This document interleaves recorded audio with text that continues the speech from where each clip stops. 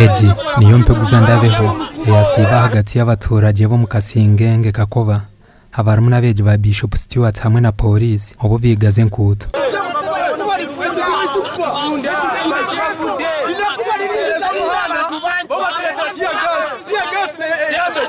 okukinge nkuteje kije aho bwanyuma yo kutomerera mu mweji wa Bishop Stewart University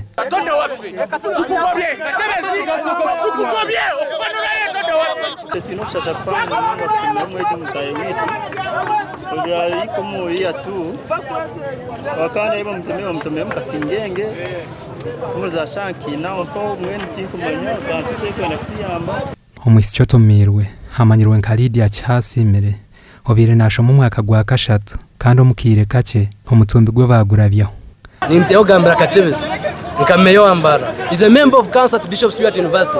I've been engaging him and some administrators engaging Kachebezo to help us and construct this road.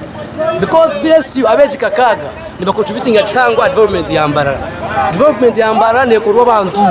Abeji kakaga bari aha niba contributing a chango. Mureke kutegereza bataka kubanza kwekarakasa ngo mubone gukora bizibu byabo.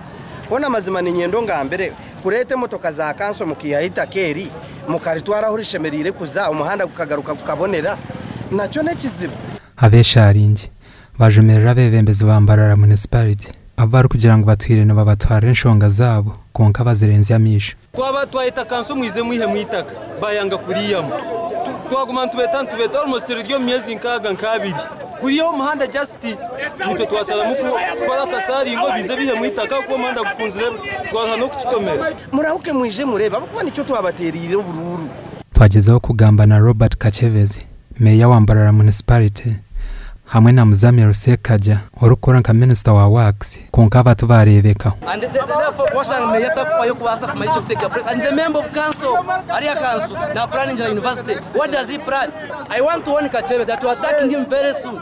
I'm mobilizing my students. We are moving from BSU and we're going to attack his office. Seriously? Yes, seriously. Aho twaza kurugera umwanya ogo twasiga besharingi bari kucwise bitsenamino kandi ticyakamanyirwe yaba Mbarara municipal council neza gukora habiyetago byabo and Hauson Kagure